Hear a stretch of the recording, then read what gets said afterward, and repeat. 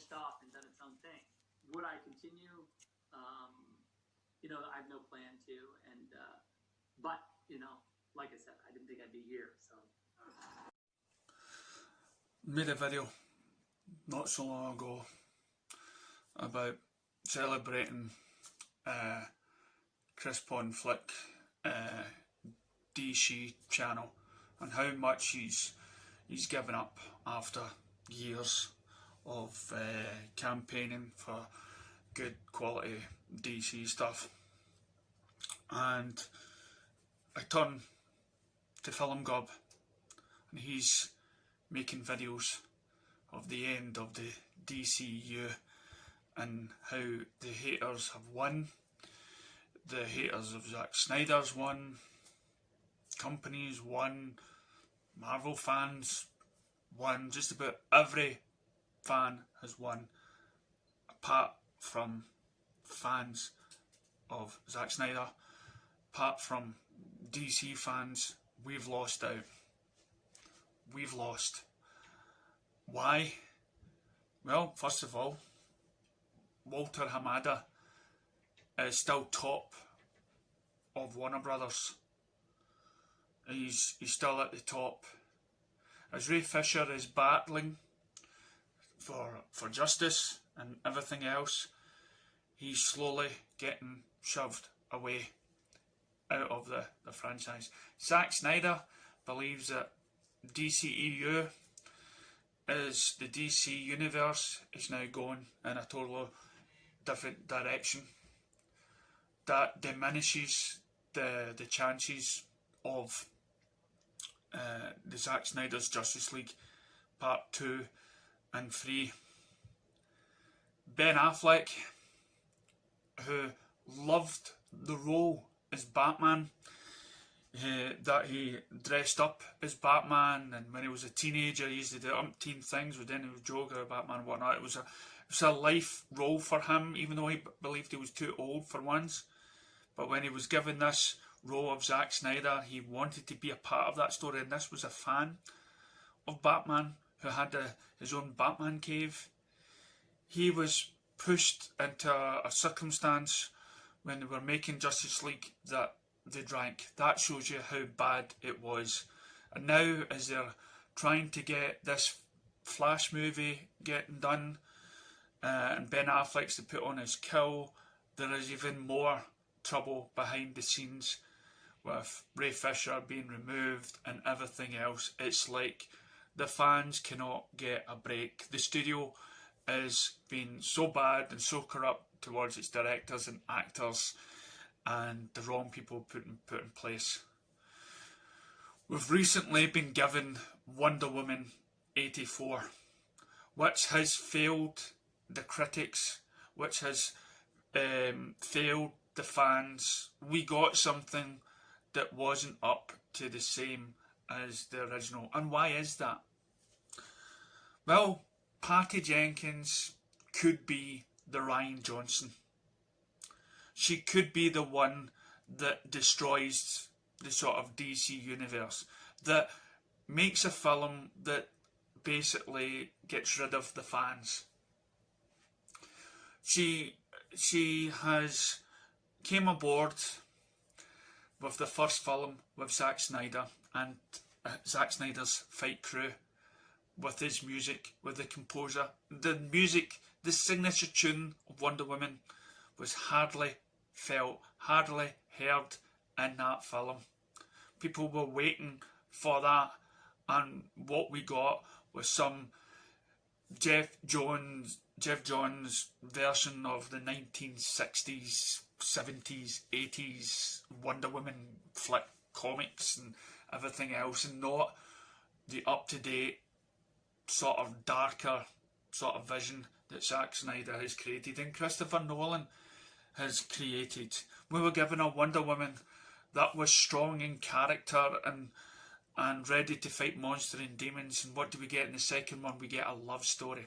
A love story where she makes love with a guy and inside another body. And guess what? If that was meant to be a sort of Me Too, the actor who was the guy in that film was just put down as the handsome guy.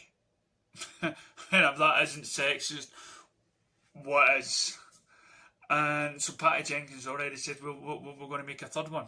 We're going to make a third one. Now, Rian Johnson already was on board to make a third Star Wars.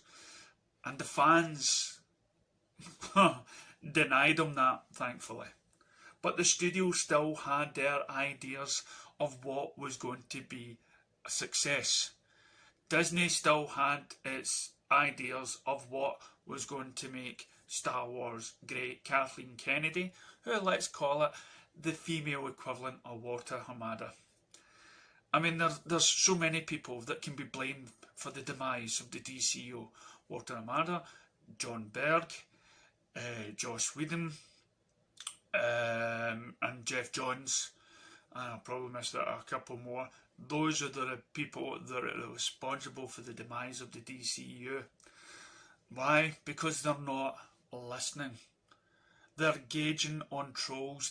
They're engaging with people involved with the Me Too movement. They're signing directors and actors that have very little knowledge of the characters that they're making. Why in Star Wars, when Jon Favreau came over and wanted to save Star Wars, and excuse me, excuse me, kind of upsetting, and he couldn't get in. He couldn't get in time to save the film. He tried to bang down the door and he says, "No, don't do this to Luke. Don't do this to Luke." Mark Hamill's on Twitter just now, posting pictures and saying how thankful he is that The Mandalorian, that was done by a fan, sort of resurrected the true form of Mark Hamill, of Luke Skywalker, with optimism and hope. And fans are desperate to get rid of those three films. And it seems that DC may be going down their route.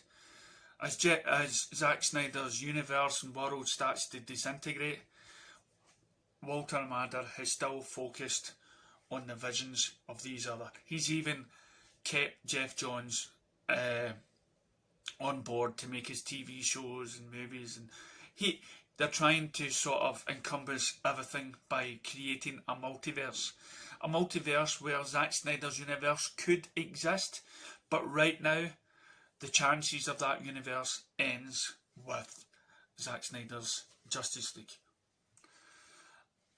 It's been a long road for me, and I've been fighting for Zack Snyder's vision since Man of Steel on Facebook, then later on YouTube, and it's been hard. It's been hard to defend the choices and give hope to people out there. And it got to the stage where I turned to YouTube and says, I cannot be a part of this anymore. I just have to say my feelings and say my worries and my fears and everything else. And for me, for Star Wars so far, it ends with Return of the Jedi, first 6 films. And it seems with the DC universe that has been a part of my life long before Star Wars was, where it ends with Zack Snyder's Justice League. That I don't see a light at the end of the tunnel with the executives on board. I see these optimistic guys and women and whatnot that has supported the franchise for such a long time, some now turning away. Chris Von Svensson,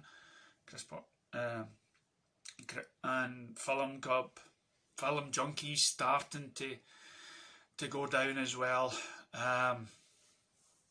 It looks like it's over. Is there any hope? Is there any chance?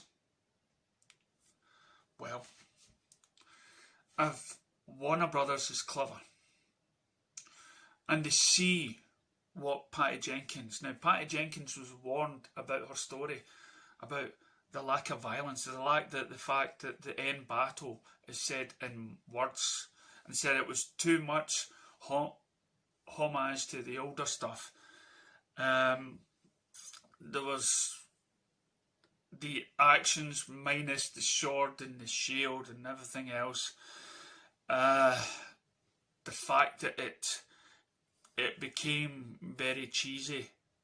This was the film that Patty Jenkins wanted originally to make. She didn't want a fight sequence at the end. She also destroyed the character's origin. And I thought, well, wait a minute, Jeff Johns is on board writing that. Surely he knows the origin of Cheetah. Surely he knows the origin of Maxwell Lord. But they changed it. And fans noticed that. Fans start complaining, and when people start complaining about these facts, it's like a domino. It's like dominoes, you know. Once one negative view comes into force, then they all follow suit. So you have to, when you come on board, have people that are passionate about the characters and know and understand what the fan base is. And then don't change it. Rian Johnson didn't know anything about Star Wars. He thought he could come on board as a film director and create his own way of doing Star Wars. And look how that backfired. Patty Jenkins made the first Wonder Woman. Great. Why? Because she was helped with the team. She was helped with Zack Snyder's crew, fighting crew, special effects crew, the composer, just a sort of a direction to keep that character right. And then because the film blew out of proportion, I thought, you're brilliant, okay, we'll stand back from you on Wonder Woman 8. And then she created this for Wonder Woman 84. Totally saying, screw you, to the fans of the first, to the fans of BVS. Just like what Rian Johnson did to the many Star Wars fans. So what is there to hope for the DC out there? And I am clinging on to this hope. Well, the hope is that the studios will suddenly realise that Patty Jenkins might not be really the right person to direct a third film, that Jeff Johns shouldn't be the person. And she also got rid of the writer for Wonder Woman, you know, who wrote for Wonder Woman quite a lot. Jeff Johns, I don't think, really did that much on Wonder Woman. She got rid of him, and then she makes a film and it's not as good. So where did you go from that? Well, you get the team. You get the team that helped make the first one, which is Zack Snyder. And then what you do with Zack Snyder's Justice League, if that becomes its success, and I've said this many times on my YouTube videos, that I don't care if I don't like it, as long as DC is successful and the majority of people love it. Now, Walter Armada is not a big fan of Zack Snyder, his Justice League. He believes that the direction that DC should go in is sort of like what was produced with Wonder Woman 84. Down that line. That's the way he wants to go. Comedy, surprising, especially if it's from a guy behind so many horror films with The Darkness. You know, you would think it would be more with Zack Snyder. So, what is the hope? Well, the hope, as it says, is that the fact if Zack Snyder's Justice League is success and we start raving about it, then surely the people at the top will go, maybe that direction really isn't the way to go. Maybe we should have Zack Snyder back on the forefront. But would he want to now? Unless he was given ultimate control. And that's what hashtag the Snyder redo the Snyderverse is all about. We believed at one point that Zack Snyder was getting more power. we thought he was getting more power to do more things with HBO Max. We thought we were going to get him in charge of the DCU. We thought that the multiverse would exist with so many options to choose from. Look at the heroes. We thought we might just get a Superman film, Cyborg film. That's why I pleaded for Ray Fisher to stop. And I know stand by Ray Fisher and everything else, but would you not rather have him star as Cyborg for many films to come, rather than to lose him? Because he's fought the great fight that any person can do. There was a recording he let loose, and that basically his lawyer has said that he was so brave and everything he's provided has been and how does Warner Media repay this by broadcasting that Walter Hamada has got another 3 years to his contract, another 3 years to be in charge of DC movies, when let alone the fact that so many fans around the world, despite how you may feel about the fans, they contributed to the attention of DC movies by having banners and posters around the world, by saying that we will invest in DC superhero movies if you keep this guy on board. We want to see his whole story arc, and it can still happen. It can still happen with the release of the Snyder Cut. Surely, when you watch Zack Snyder's movie, surely you will want more of that, rather than what you saw on Wonder Woman 84, because that is the direction that the studio wants to go. So if you have been a hater or biased or want something done more like Marvel, comedy and cheese, then you've succeeded.